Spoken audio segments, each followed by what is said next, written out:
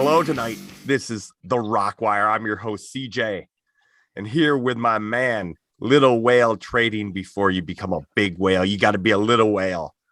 Derek, how are you tonight, my man? I'm excited to talk about Ghost and see if any ghouls come on. Hey, Brad, what's up? Brad, Therapeutic Waters from the city by the bay where the koi play. You want a pond? Call Brad. How are you tonight, my man? Guys, I am awesome. You know, last year we lost Meatloaf in the past year, and I feel like he would be so happy that we're talking about this band. Back to the big musical music. Bring it. All right, man. So this week's episode is Ghost, the new album, IMPERA. Now, Derek, you picked Ghost and this album, IMPERA. Let's just start right from the top, man. What does IMPERA even mean? I don't know. It's before we talk about like the songs we picked, I'll just throw out the song that let me just do this. Throw out the song where it's kind of the main song, the album song that I sent out, which was 20s. When they bring in the brass instruments, it's almost like listen, this is a Broadway musical type of a song, and it sets the stage for how theatrical Ghost is. And maybe they just go over my head. My little brain isn't good enough to soak it all up, but I find them so interesting. I that's why I brought this album. I wanted to see what you guys thought of it. Oh, Brad, you go, please. Tell me what you Right. Well, you know, I played trumpet back in junior high through high school. I played this. And I love that big band opening with the bass stuff or the brass. Oh my God, it was so awesome. I love the chanty lyrics of the song. It worked great, motherfuckers, as he says. Would this be great for Disney to latch onto? It would be a great villain song. When the villain's coming out playing this song, I'm like, oh my God. And when they said grab him by the hoo-has, oh my gosh. Come on, Steve, what did you think? All right, okay, 20s off the album. I too keyed in on like the trumpets and the violin build going into the song. I thought it was kind of weird, but listen, almost everything about Ghost I think is a little weird, and I'll expand upon that later. But this song is about it's a call to arms. It's a rally song for support of the new revolution. The revolution, and we're gonna get the moolah, and we're gonna kill those Ivy League fucks and launch the right. And I'm not totally comfortable using the word right, but that's what they used in the song, so I'm just gonna go with it. And and from Tobias's words, this is hey, don't take this too seriously. This is their party song. We're gonna grab them by the pussies and get money. Let's go. He says hoo-has. Yeah, you motherfucker. He also says we're not gonna take shit from the Shulas. Don? He's the only undefeated coach. All right, gather this in. Round this in. Where are these cats? No, man, I like the song. The only thing I didn't like was from the 20s, like the background echo vocal on the 20s. That bummed me out a little bit, but I dug it. I like the song. So here's my beef with you, Derek. Now, on one hand, I really want to give it to you because I enjoyed this week listening to Ghost, and I liked the new album. Except I really didn't want to like this band because, dude, I'm not down with the Satanism. You know what? As satanic as I want to get is Motley Crue Shout at the Devil. You're not going to see me playing with a Ouija board. You're not going to see any pentagrams on my rocker jacket. You're not going to hear me listening to Cannibal Corpse. But that's not really who this band is. But you told me that they were real Satanists when we did the Little Miss Sunshine review. That was not really true. So everything I've been listening to these guys, I've been like projecting this these Satanists suck vibe onto their stuff, and they're really more Motley Crue than they are Cannibal Corpse.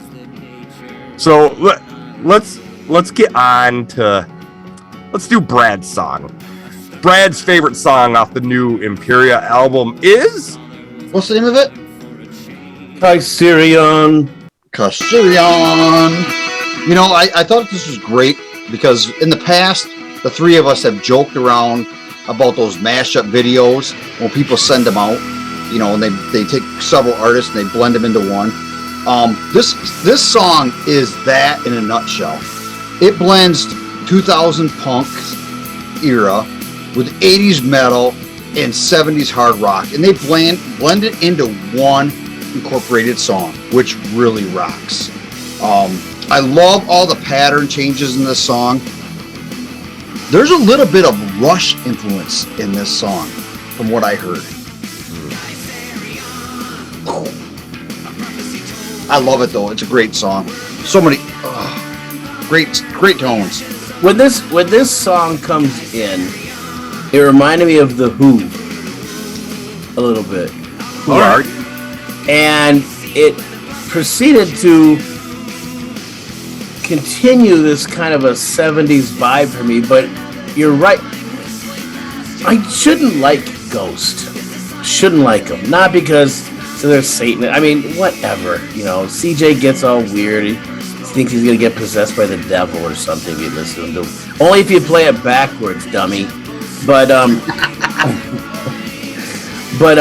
they kept that vibe going, but they do. The drummer is amazing because you said it, Beefcake. The pattern changes. It makes it interesting, and it changes it up a little bit for you. So, I don't know. What did you think of it, CJ? What I like most about this band is Tobias's lyrics. The lyrical songwriting is what I find fascinating about Ghost. You know, they use a lot of weird instruments at times. They're very melodic, man. When it comes down to it, I like my rock and roll. Shook me all night long. Nothing but a good time. Hallowed be thy name. Master of Puppets. And that's not Ghost. So these guys really aren't my cup of tea. But lyrically, they're fascinating. So, Caesarion.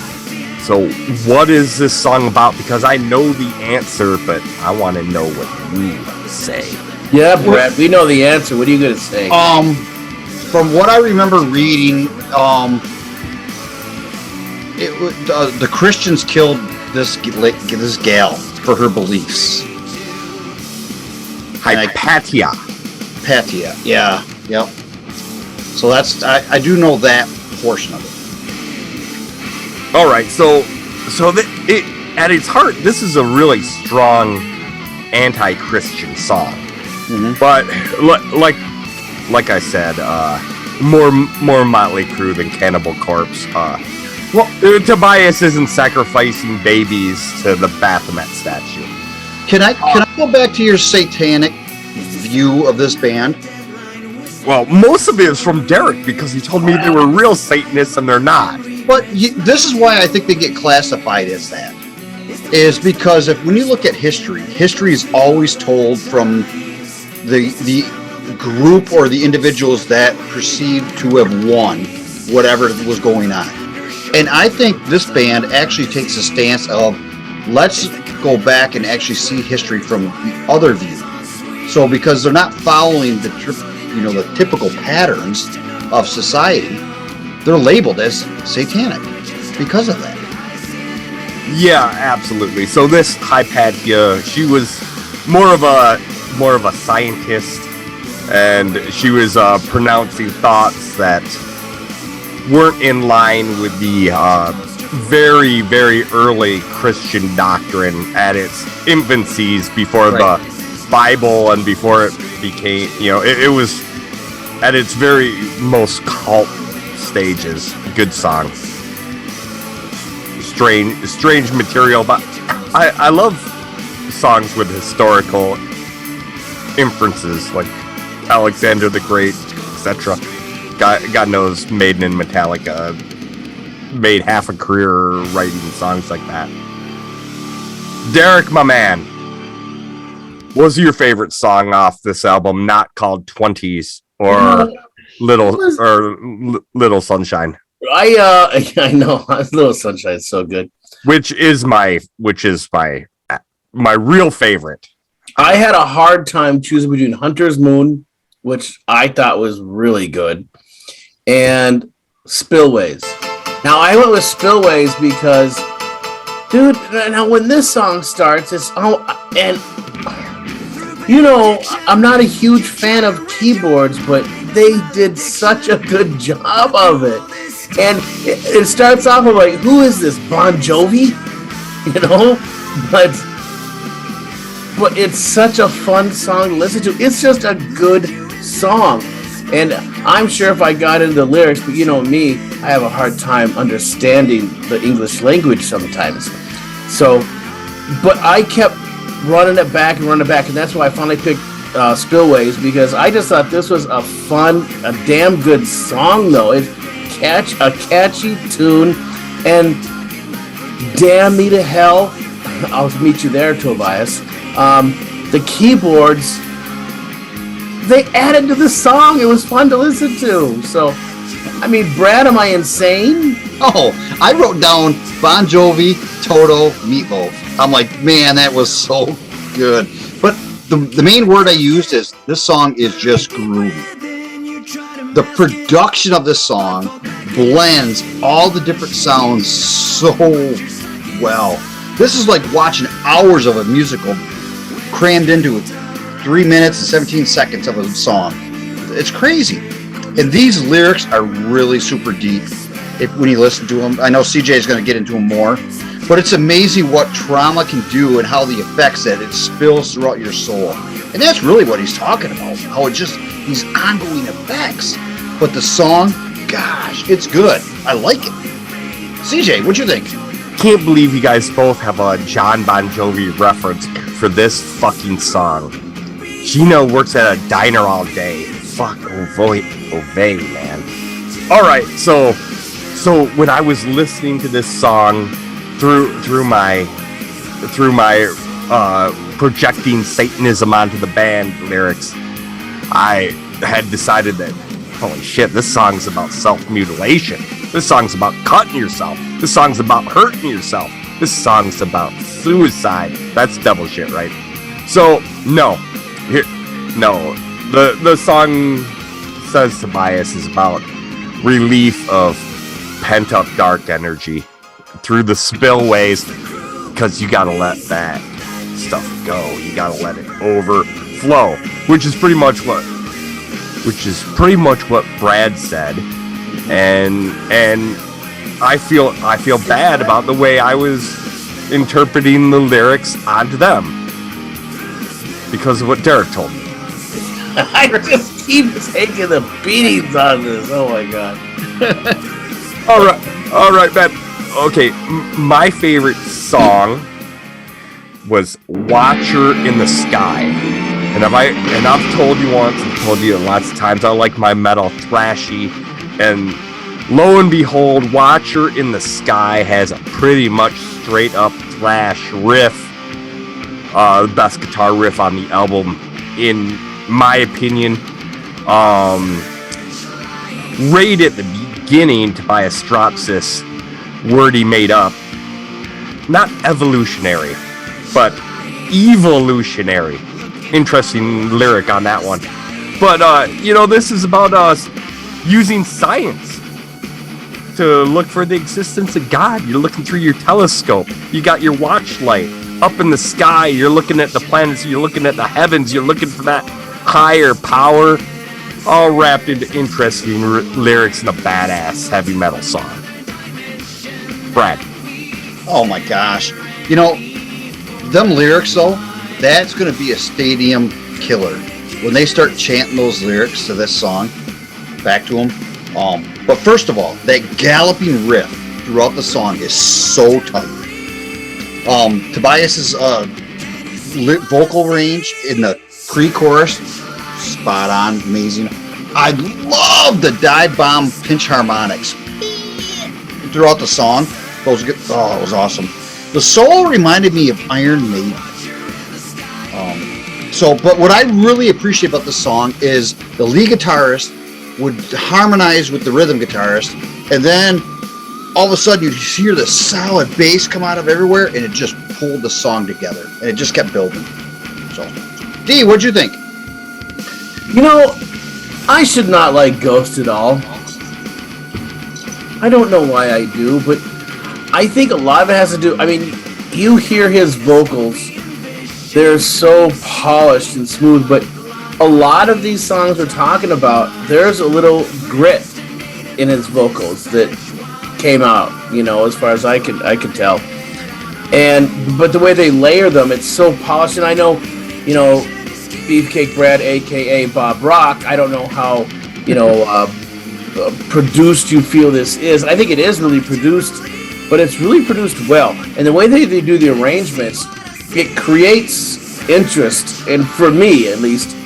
And the drummer, to me, really shapes the song. The drummer, the different patterns he drums in, and he brings in different parts of the song and changes it.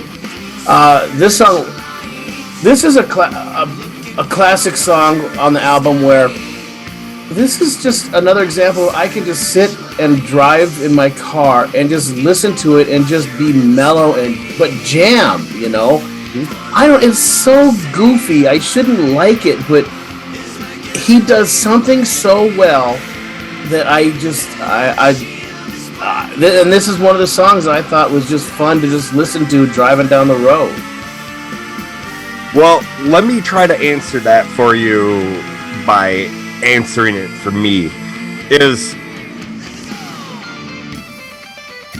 There's never a question in my mind of why people like Ghost and why they're as popular as they are. An absolute outstanding lead singer and lyricist coming from the front. The band's tight, the music's really good, a little too weird and melodic for me, but they're really good. Wait. Don't you like Alice Cooper? I'm getting to that if you don't interrupt me. I like the theatrical rock and roll. I love Alice Cooper. I love Kiss. I love Slipknot.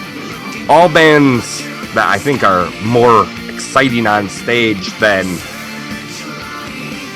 Ghost, but they got the look and they got the ominence and spooky, and they got their style, and I'm not surprised that it works. They're unlike any band, right? There's no other band quite like them, and that's why I think James Hetfield and these other people love them so much.